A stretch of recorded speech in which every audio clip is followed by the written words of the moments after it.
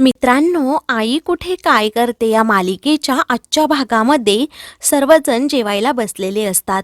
अनघा आणि ईशा सर्वांना वाढत असतात.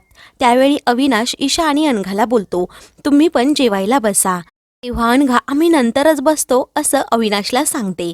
तेव्हा आप्पा बोलतात की अनिरुद्ध आणि संजनाला जेवायला यायचं नाही का. तेव्हा यश सांगतो की त्यांना यायचं असेल तेव्हा येऊ देत, तोपर्यंत आपण सुरुवात करूया. त्यावेळी आप्पा ईशाला सांगतात की जा एकदा अनिरुद्ध आणि संजनाला जेवायला बोलवून घेऊन ये.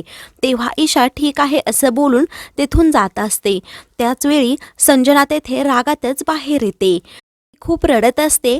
आप्पा व कांचनला सांगते की अनिरुद्ध मला डिवोर्स देण्याचं म्हणतोय, परंतु मी अजिबात त्याला डिवोर्स देणार नाही.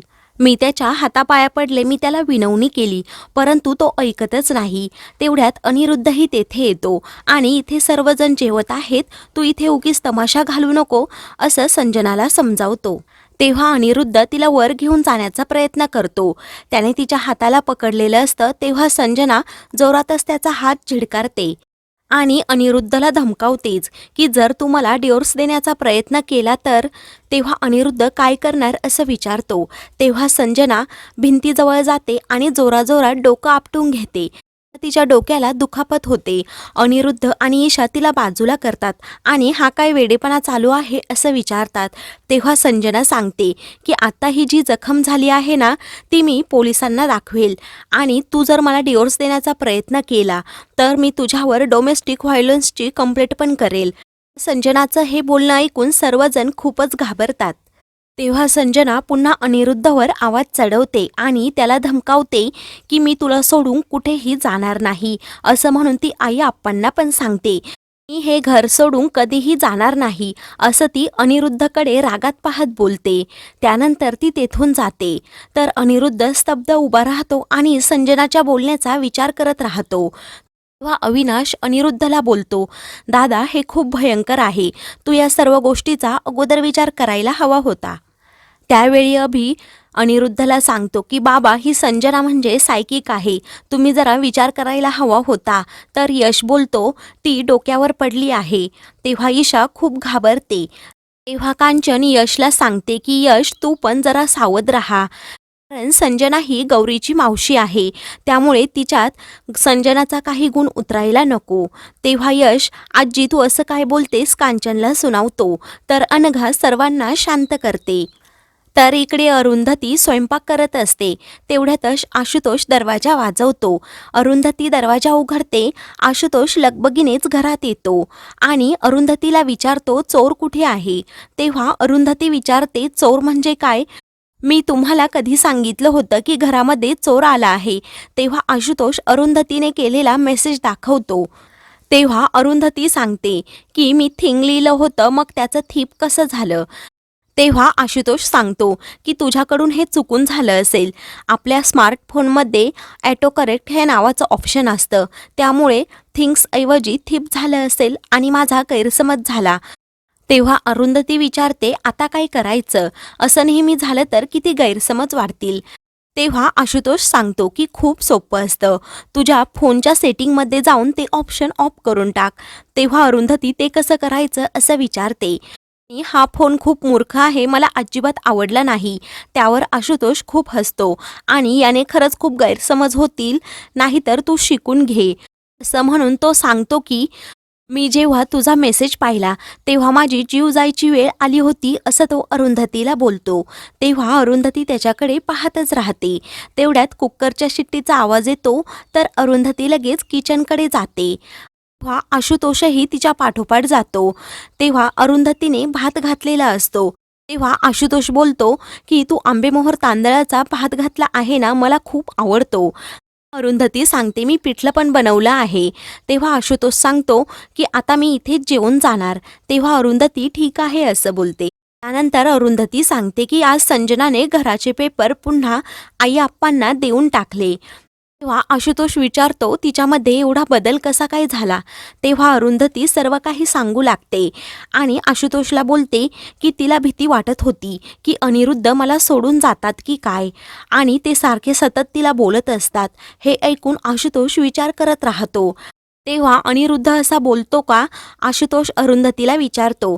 तेव्हा अरुंधती हो बोलते. तर आता तू काय करणार असं आशुतोष विचारतो. तेव्हा त्या दोघांची फक्त गंमत पाहत राहणार असं अरुंधती सांगते. तर आशुतोष तिच्याकडे पाहतच राहतो. इकडे अनिरुद्ध रूममध्ये येतो. संजना तेथे बसलेली असते. अनिरुद्ध त्याचा बिछाना घेऊन बाहेर जायला लागतो. तेव्हा संजना लगेच त्याला अडवते आणि तू कुठे चाललास असं विचारते. तेव्हा अनिरुद्ध चिडूनच तिला बोलतो की तू तर माझ्यावर डोमेस्टिक व्हायलन्सची केस टाकायला लागलीस, मग मी काय करू? उद्या तू माझ्यावर काहीही आरोप करू शकतेस, त्यामुळे तुझ्यापासून वेगळंच झोपलेलं बरं. तेव्हा संजना बोलते, आपण नवरा बायको आहोत. तुला नवरा बायकोचा अर्थ तरी समजतो का? अनिरुद्ध तिला बोलतो. आणि तू फक्त तमाशे, वाद आणि नुसत्या कटकटी घालतेस असंही तिला खूप काही सुनावत असतो. तेव्हा माझं तुझ्यावर खूप प्रेम आहे हे मला सिद्ध करायचं आहे असं संजना त्याला बोलते. आणि मी पोलिसात तक्रार करेल, तू माझ्याबरोबर असं वागू नको, संजना त्याला बोलत असते. अनिरुद्ध चिडूनच पोलिसांना फोन करतो आणि तुला जी तक्रार करायची असेल ती कर, तुझ्याबरोबर राहण्यापेक्षा मी जेलमध्ये बसेल. तेव्हा संजना पटकन त्याच्या हातातून फोन घेते आणि लगेच फोन कट करते. हा अनिरुद्ध तिला बोलतो, तुला लाज वाटते का डोमेस्टिक व्हायलन्सची केस करायला? असं म्हणायला तरी तुला काही वाटत नाही. मी आता एका घरात राहूनही तुझ्या आजूबाजूला अजिबात फिरकणार नाही, कारण तू उद्या काहीही संशय घेऊ शकतेस. असं म्हणून रागातच तो बाहेर झोपण्यासाठी जातो. दुसऱ्या दिवशी अनघा अरुंधतीला भेटायला तिच्या घरी जाते आणि रात्री घडलेला अनिरुद्ध संजना बाबतीतला प्रकार सर्व सांगते. तेव्हा संजना एवढी अनसिक्युअर का झाली आहे असं अरुंधती विचारते. तेव्हा बाबा तिला घालून पाडून बोलतात, सर्वांसमोर अपमान करतात, त्यात घरातील सर्वजण तुझी आणि तिची तुलना नेहमी करतात, त्यामुळे तिला अनसिक्युअर वाटणं साहजिक आहे. त्यात बाबा तिला सोडून देण्याची भाषा पण करतात. तेव्हा अरुंधती अनघाला सांगते की अनिरुद्धचा स्वभावच असा आहे, ते नेहमी मलाही सुद्धा घालून पाडून बोलायचे. त्यात संजना यांच्या एवढी नादी लागली की सर्वांशी संबंध तिने तोडून टाकले. आता ती पूर्णपणे एकटी पडली आहे. तेव्हा अनघा सांगते की मलाही तिची खूप काळजी वाटते, तिच्याबद्दल खूप वाईट वाटतं, परंतु ती नंतर अशी बोलते ना, मग मला तिचा खूपच राग येतो. तेव्हा अरुंधती अनघाला सांगते की तू एकदा संजनाबरोबर काउन्सिलर म्हणून बोल, कारण तिला प्रेमाची माणसं हवी आहेत आणि ती तिच्याजवळ नाही म्हणून ती अशी चिडचिड करते. तेव्हा अनघा ठीक आहे असं बोलते आणि ती कसल्या तरी टेन्शनमध्ये असते. तेव्हा अरुंधती तिला सांगते की तू अनघा अजिबात टेन्शन घेऊ नको, कारण तुमचं नवीन लग्न झालं आहे. तेव्हा अनघा सांगू लागते की अभिला तेथे राहायचं नाही, तो बोलत आहे आपण दुसरीकडे राहायला जाऊयात. तेव्हा अरुंधती अनघाला विचारते, यावर तुझं काय म्हणणं आहे? तेव्हा अनघा सांगते की आजी आप्पांची आता काळजी घेणं खूप महत्त्वाचं आहे. ह्या वयात त्यांना कोणीतरी सतत आसपास असलं पाहिजे, त्यांना हवं नको ते पाहिलं पाहिजे. आणि मलाही तसं ते घर खूप आवडतं, तेथे राहायला आवडतं, सर्वांचं करायला पण खूप आवडतं. तेव्हा अरुंधती तिला पुन्हा प्रश्न करते की मी तुझ्यावर जबाबदारी लादली असं काही नाही ना? तेव्हा अनघा नाही बोलते. आणि तू इकडे राहायला आल्यापासून ईशा खूप शहाण्या मुलीसारखी वागते, सर्व काही कामे पण करते. तेव्हा अरुंधती सांगते, मी अनिरुद्ध आणि संजना तिच्यासमोर चुकीचा आदर्श तर ठेवत नाही ना? तेव्हा अनघा नाही असं बोलते. तेव्हा अनघा अरुंधतीला समजावून सांगते की ईशा आता चांगल्या वाईटाचा विचार करायला लागली आहे. तेव्हा अरुंधतीला ईशाबद्दल खूपच वाईट वाटत असतं. इकडे अनिरुद्ध झोपलेलाच असतो. तेवढ्यात आप्पा तेथे येतात आणि अनिरुद्धच्या अंगावर पांघरून टाकत असतात. तेवढ्यातच अनिरुद्धला जाग येते. आप्पांना अनिरुद्धबद्दल खूपच वाईट वाटत असतं. तेवढ्यातच अविनाशही तेथे येतो आणि अनिरुद्धला पुन्हा चहा आणायला किचनमध्ये जातो. तेव्हा अनिरुद्ध आप्पांकडे पाहतो, त्याच्या डोळ्यात पाणी येतं.